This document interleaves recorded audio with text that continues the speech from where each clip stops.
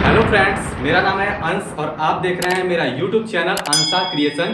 तो हमने पिछली क्लास में बात की थी प्रेजेंट टेंस के बारे में। टेंस कितने प्रकार के होते हैं, कौन कौन से होते हैं, कितने भाग होते हैं उन सबके। तो मैंने सारी चीजें आप लोगों को डिटेल में बता दी थी और आज हम आप लोगों को बताएंगे प्रेजेंट इंडेफिनिट टेंस के बारे में। तो आइए देरी ना करते हुए क्लास स्टार्ट करते हैं। आप लोग ध्यान से समझिएगा, हर एक चीज, हर एक टॉपिक आप लोगों को बहुत ही ध्यान से समझाएंगे कि उसमें क्या प्रयोग होता है, उसकी पहचान क्या होती है, हर एक चीज डिटेल में। तो उससे पहले आप लोग बता दूं कि अगर आप मेरे चैनल पे नए हैं तो चैनल को सब्सक्राइब कर लीजिएगा और बेल आइकन को प्रेस कर दीजिएगा ताकि कोई भी वीडियो की नोटिफिकेशन आप तक सबसे पहले पहुंचे। तो आइए स्टार्ट करते हैं। देखिए, प्रेजेंट इंडेफिनिट टेंस हमने बता दिया, उसकी पहचान क्या होती है। प्रेजेंट इंडेफिनिट टेंस की तो पहचान होती है जिस वाक्य के क्रिया के अंत में ता है, ती है, ते है आदि शब्द आते हैं उसे हम क्या कहते हैं, प्रेजेंट इंडेफिनिट टेंस कहते हैं। पहचान क्या होती है, जिस वाक्य में क्रिया के अंत में ता है, ती है, ते है आदि शब्द आते हैं प्रेजेंट इंडेफिनिट टेंस कहलाते हैं। ठीक है, यहां तक समझ में आ गया। इसमें देखिए मेन वर्ब इसका क्या होता है, मेन वर्ब में क्या लगता है, यहाँ हर चीज हर कुछ बताया नहीं जाता है इसमें, लेकिन मैं आप लोगों को पूरी चीज डिटेल में बता रहा हूँ ताकि आप लोगों को अच्छे से समझ में आ जाए। तो मेन वर्ब में देखिए फर्स्ट फॉर्म लगता है। फर्स्ट फॉर्म में क्या लगता है, यस या ईएस। प्रेजेंट इंडेफिनिट है तो फर्स्ट फॉर्म में यस या ईएस लगेगा।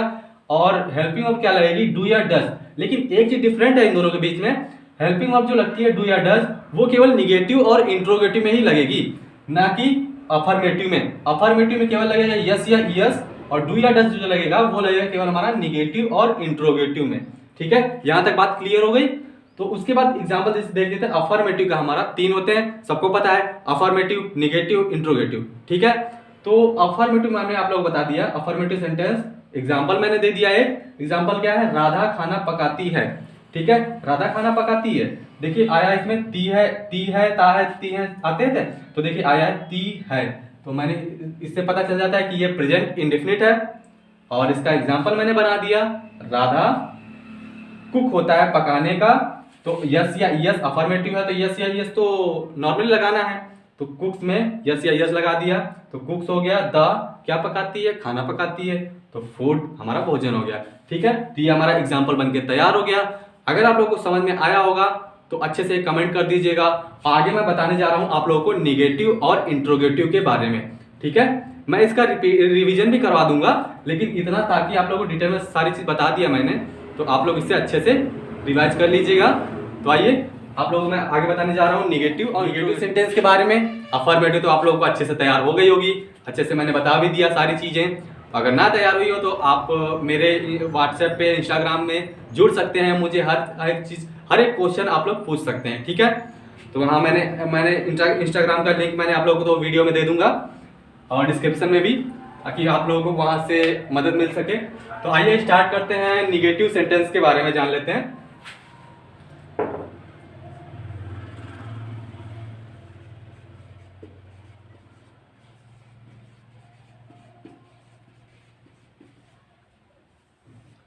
सारी चीज मैं आप लोगों को बिल्कुल छोटे से बता रहा हूं ताकि आप लोगों को अच्छे समझ में आ जाए, चाहे वो छोटा हो चाहे बड़ा हो, सबको अच्छे से डिटेल में समझ में आ जाएगा। इसीलिए मैं हिंदी में भी बोल रहा हूं कि ताकि आप लोगों को दिक्कत ना हो कोई। तो निगेटिव सेंटेंस में जान लेते हैं। इसका हमारा सबसे पहले जान लेते हैं रूल क्या बनेगा। रूल, क्योंकि रूल मेन बहुत जरूरी है, रूल जानना कि रूल हम कैसे बनाएंगे इसका। तो निगेटिव है, सबसे पहले तो सबको पता है कि सबसे पहले क्या आता है, सब्जेक्ट, उसके बाद हेल्पिंग वर्ब। ठीक है, हेल्पिंग वर्ब, और हेल्पिंग वर्ब में हमारा क्या था, डू या डज था, याद रखिएगा। अफर्मेटिव और निगेटिव और इंट्रोगेटिव में हमें क्या लगाना है, डू या डज का प्रयोग करना है, और ये है निगेटिव सेंटेंस, तो यहाँ डू या डज का प्रयोग तो जरूर होगा। तो हेल्पिंग वर्ब हो गया, प्लस क्या होगा हमारा, नॉट, निगेटिव है तो नॉट हो जाएगा, फिर ऑब्जेक्ट प्लस ETC। ठीक है, एक्सेट्रा, मतलब कुछ भी आ गया तो आगे सेंटेंस में जोड़ देना है। ठीक है, ये हमारा रूल बन गया, subject plus helping verb plus not plus object plus ETC। ठीक है, एग्जांपल जैसे मान ले देख लेते हैं। एग्जांपल हमारा पहला मान ले लिया, बच्चे कक्षा में शोर नहीं मचाते हैं, बच्चे कक्षा में शोर नहीं मचाते हैं। ठीक है, ये हमारा सेंटेंस ले लिया मैंने। और इसका देखिए कैसे बनाएंगे, बिल्कुल ही आसान तरीके से बता देते हैं आप लोगों को। सबसे पहले देखिए सब्जेक्ट हमारा क्या है, बच्चे हैं, तो क्या लग जाएगा, द चिल्ड्रेंस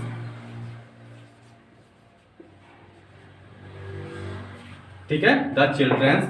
उसके बाद देखिए क्या लगाना है, हेल्पिंग वर्ब। बहुत ही मैं आप लोगों को अच्छे से बता रहा हूं ताकि आप लोग बहुत ही क्लियर समझ में आए।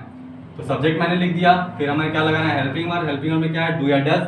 बहुवचन है या एक वचन, तो हमने क्या लगा दिया, बहुवचन है तो डू लगा दिया। ठीक है, उसके बाद क्या लगाना है, नॉट लगाना है, तो नॉट लगा दिया।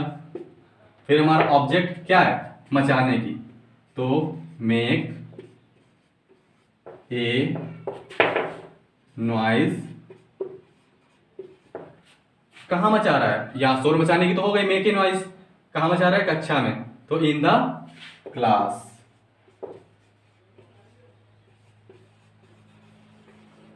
ठीक है, क्लियर हो गया, हमारा एग्जाम्पल बनके तैयार हो गया। तो आप लोगों को अच्छे समझ में आ गया होगा। देखिए द चिल्ड्रन सब्जेक्ट हो गया हमारा, बिल्कुल रूल के हिसाब से हमको चलना है, आगे बढ़ना है हर एक कदम पे। ठीक है, सब्जेक्ट हमारा था, सब्जेक्ट हमने रख दिया। हेल्पिंग वर्ब लगानी थी, डू या डज, डू या डज मैंने लगा दिया। नॉट लगाना था, नॉट लगा दिया। ऑब्जेक्ट हमारा क्या है, शोर मचाना, तो मेक ए नॉइज हो गया। उसके बाद हमारा क्या है, एटीसी में एक्स्ट्रा में कुछ भी आ गया तो कक्षा में, तो इन द क्लास। हमारा सेंटेंस बनके तैयार हो गया। तो ये हमारा निगेटिव आप लोगों को अच्छे समझ में आ गया होगा। अब हम बताएंगे इंट्रोगेटिव के बारे में, तो वीडियो आगे देखते रहिएगा, अच्छे से तैयार हो जाएगा आप लोगों को हर एक चीज का। तो इतना अगर नोट करना है किसी को, नोट भी कर सकता है। और वीडियो को लाइक कर दीजिएगा यार, लाइक करोगे तो मुझे मोटिवेशन मिलेगा कि आप लोगों को वीडियो अच्छी लग रही है, और फिर मैं और मेहनत करूंगा उस पर कि आप लोगों को बिल्कुल भी उसमें कोई दिक्कत ना हो, हर एक चीज समझ में आ जाए। तो लाइक कर दीजिएगा ताकि आगे देखते हैं इंट्रोगेटिव सेंटेंस के बारे में। तो इंट्रोगेटिव सेंटेंस हमारा देख लेते हैं।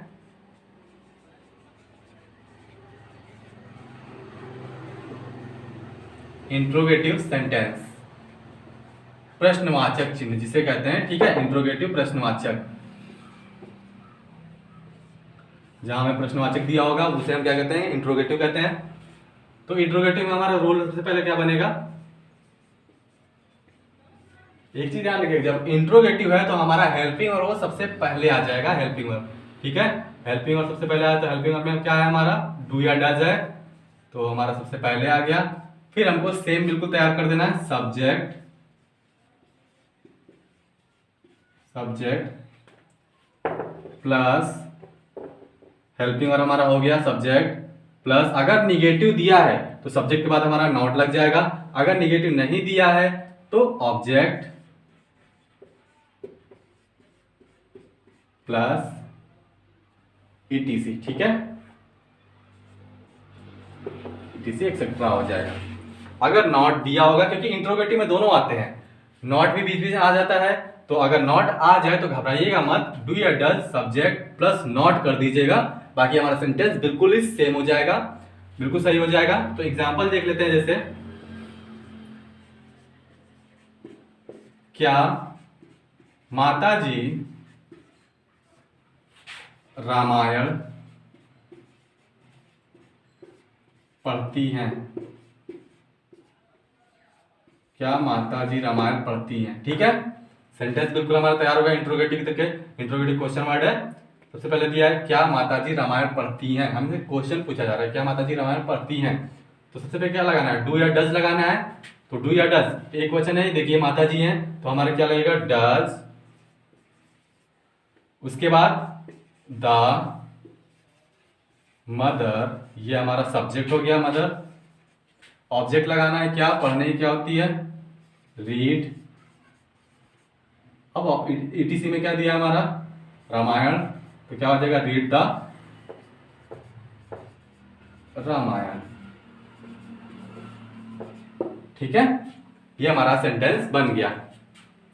और देखिए इसी में दे देते हैं कि जैसे कभी कभी दे देता है क्वेश्चन वर्ड बीच में दे देता है कि माताजी खाना क्यों पकाती हैं। ठीक है, तो वहां पर बीच में दे दे तो उसका हम वर्ड लगा देते हैं, जैसे इसमें दे दिया जब प्रश्नवाचक, ये हर कोई नहीं बताता है आप लोगों को, बिल्कुल ध्यान से देखिएगा। जब प्रश्नवाचक चिन्ह बीच में हो, बीच में हो, इसका मतलब आप समझे कि नहीं? जब प्रश्नवाचक बीच में हो, जैसे ये जो क्या लगा है वो बीच में अगर आ जाए, क्या, क्यों, कुछ भी आ जाए, तो उसके लिए हमें क्या सेंटेंस बनाएंगे, कैसे बनाएंगे? तो जैसे इसी का देख लेते हैं एग्जाम्पल, एग्जाम्पल जैसे देख लिया,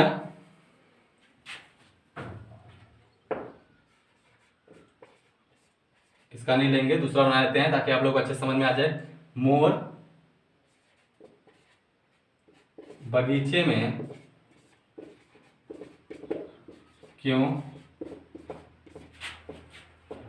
नाचता है? मोर बगीचे में क्यों नाचता है?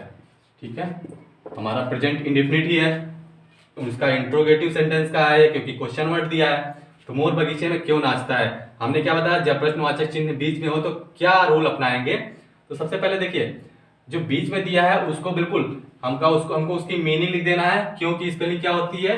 वाई। फिर देखिए बिल्कुल सेम यही चीज बना देना है। वाई हमने क्वेश्चन वर्ड लिख दिया, इसका मीनिंग लिख दिया, उसके बाद हमको बिल्कुल सेम यही लिख देना है, डू या डज। तो अब मोर क्या है? डज लगेगा। फिर हमको सब्जेक्ट लगाना है, सब्जेक्ट लगा दिया,